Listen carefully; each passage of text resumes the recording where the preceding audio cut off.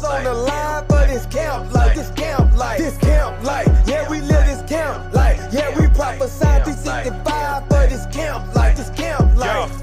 Boost lace, you know we came to ride. All in your block, don't care about the odds. This truth is do or die. Come crown the kings and watch how we bling. We here 365. While you and your dreams, we on the scene, saving our people's lives. What a time to be alive when it's going down. I got both eyes on the same prize. If you're trying to build, then it's hammer time.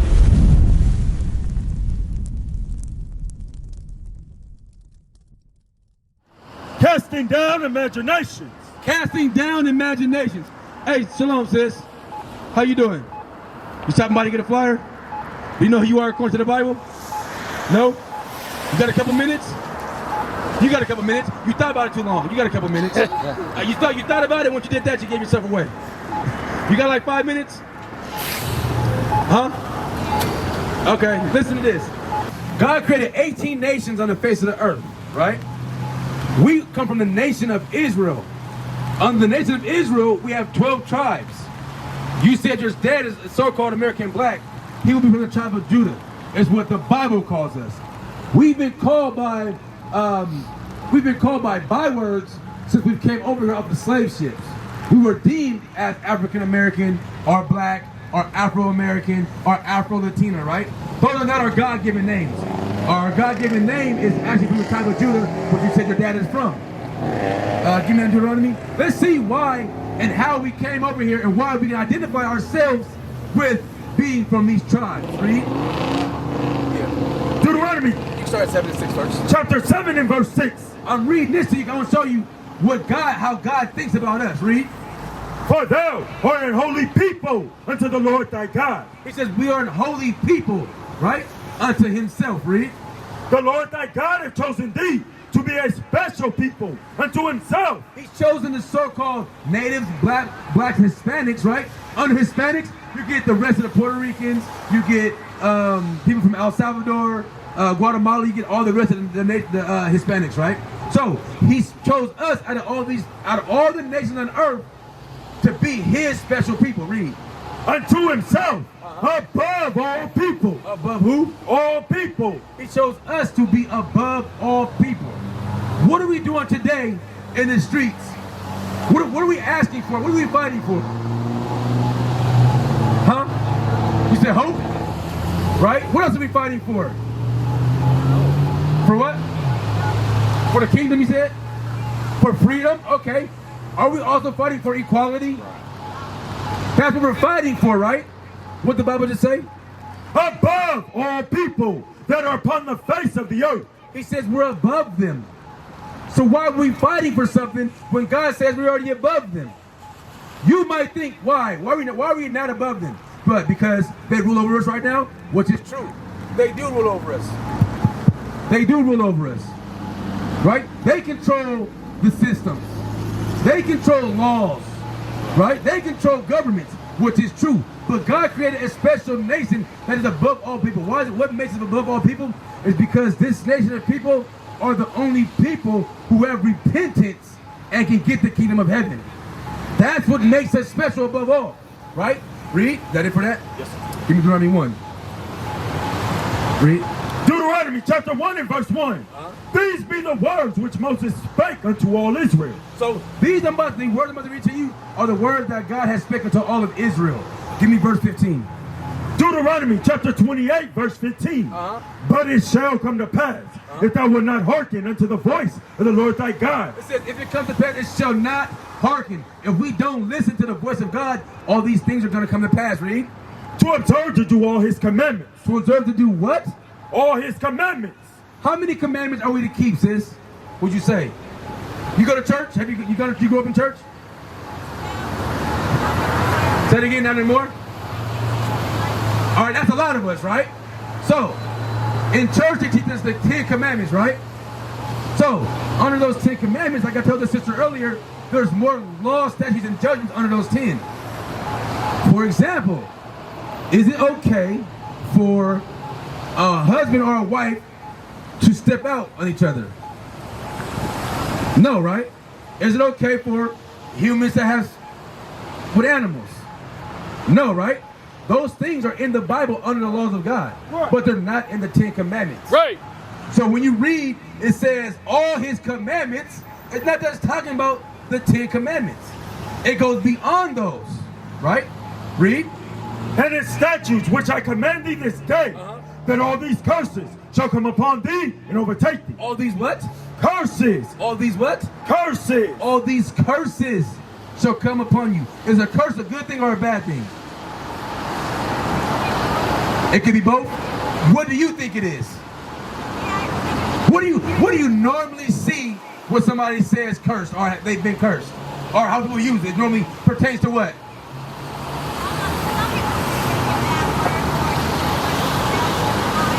Okay, so when people put curses on people, are those good or bad? Normally. Usually bad, right? Alright, so in this context that we're talking about right now, he's saying all these curses shall come upon thee and do what? And overtake thee. Curse shalt thou be in the city. Curse shall thou be in the city. Are we, think about our people right now. Are we cursed in the city? All the cities across the United States that we live in? We're not cursed?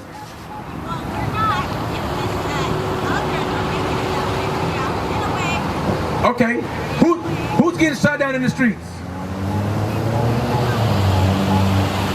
Right? Whose stores get shut down? Ours, right? So the Bible's saying we're cursed in the city.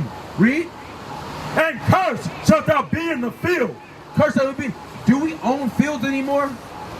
Are we growing our own crops? Having our own vegetation? We don't, right? Not anymore. And when I say these things, I'm not talking about as individuals.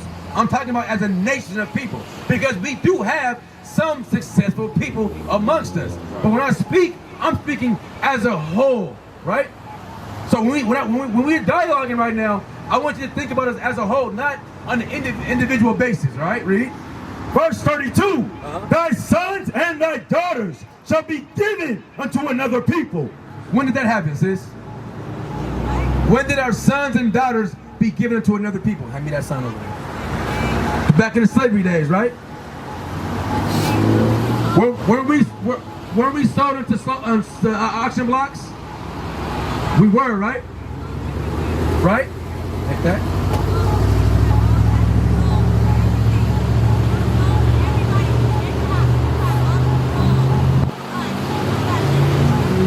I wish I could hear you right now. I hear a little bit what you're saying. I want to be able to hear you so I can understand what you're saying. We're being sold off by all those who control us and those who just have the ability to think that everything is to be given up. Our kids can get taken from us, and our women that get ready to take it from us. True, right. And they're the ones that we had to forcibly give up the children that aren't really ours, but are ours. All right, true. True, right? Right. So, read it again. Thy sons and thy daughters shall be given unto another people. So it said our sons and our daughters, right, shall be given unto another people. That goes back from then and it goes today. If you think about the child protective services, that's the same thing. that's what I'm saying. So, taking what's not theirs and giving it to other people. and so what we read earlier about what? If we don't hearken, listen to, and do God's commandments, all these curses shall come upon them. So you said earlier it's not really it's us, but it also has something to do with them. It's right. It's us. We are the cause and the reason why these things happen to us, right? What we have a tendency to do is blame the so-called white man for this, right? Which we ultimately can say he has a lot to do with it. But if it wasn't for our disobedience and keeping God's laws, statutes, and commandments, this would have never happened. We would have to be talking. We would be having a conversation around CPS, having our children taken and given to another people, having our businesses shut down, not having field to grow food so we can feed our families, right? This has everything to do with us. I'm going to show you. Give me verse 48. Read. Verse 48. Therefore shalt thou... 47. 47. Because thou servest not the Lord thy God with joyfulness. Because we don't serve God with joyfulness. And what else? And gladness of heart. And a gladness of heart, meaning what? Being happy to do it. We started keeping God's commandments as a burden. We started like, oh my God, we got to keep the Sabbath again. Oh, we got to do this. It's another feast day. We gotta do this for 7 days? Oh my God, I don't feel like doing this. We started doing these things as a burden. So God said, okay, well, if it's a burden for you to keep my law, statutes, and commandments, if you don't want to do these things, then what's going to happen? Read verse 48. Therefore shalt thou serve thine enemy. He said, okay, well, you're going to serve your enemy then. You don't want to serve me? You're going to serve your enemies. Watch this, sis. Read. Which the Lord shall send against thee. He says, because you don't want to serve me, you're going to serve your enemy. Who's going to send him against us? This is what we say. We can't blame nobody but ourselves. Who did God send? Which the Lord shall send against thee. He sent our enemies against us because we didn't want to serve him. So he's saying, you're going to serve someone, right? Read. In hunger. You're going to serve them in hunger. When we were hungry, think about back in the day in slavery. Who did we have to go to for food? The white people, right? Read. And in thirst. When we were thirsty, who do we have to go to? The white people. Read. And in nakedness. When we needed clothes, who do we have to go to? The white people, right? Think about today, because what people say today, remember I told you to think holistically as a nation of people, even today, right? Who do we got to go to for water today? The white people still. Okay, I was about to say, do you know in some states, there's nobody you can't?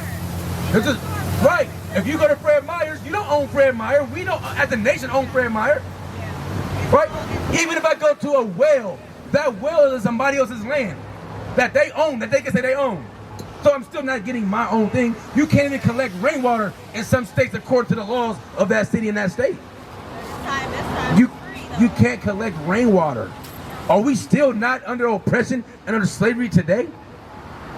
These curses still apply to us today. Read.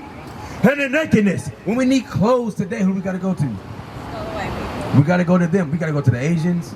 We got to go to all of them. Well, don't say Mexicans are our people, so they got to go to these other people too. You know what I'm saying? Right.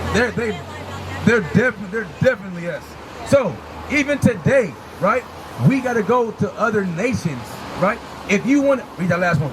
And in want of all things. And in want of all things. Back in the day, right? Slavery. We're talking about slavery now. Who do we have to go to if we had to leave the plantation?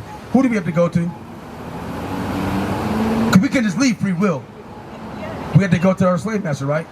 They had to give us what? Papers. If we want to go to another country, what? Our papers okay, but think about it now. Fast forward to today. If we want to go to another nation, if we want to go to another country today, what do we have to have? And in that passport, what do? They stamp it. Weren't they stamping our letters back then to say that it's okay for this slave to go to this plantation? It's the same thing. So we can't say, oh, we're better off today than we were back then. I'm gonna tell you the difference of what the difference between back then and today is. Back then, we literally had shackles on our feet, right? And in our necks. Today, we still have those same shackles, but they're not physical, they're spiritual.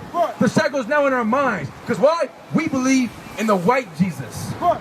We believe that Christianity is what's going to save us. The Bible is not. Grandma said that on her, Jesus is not white, he is almost black. All praises, right? Used to scream black power while Heron was pushed. But at the end of the day, nothing's in vain. IUIC has been given a vision. The tents of Judah has risen. Many has attempted the mission, minor murmuring, omitting, and missing the mark. Just reading that he had the flame of fire in his eyes gave us the spark. We on Paul's mission. We out on the road, purple and gold, from Mexico, Cuba, Haiti, Ghana, Sierra Leone. 144,000 boots banging, concrete crackling. These are our men repented at heart. The scriptures is proof. IUIC, we deliver the truth.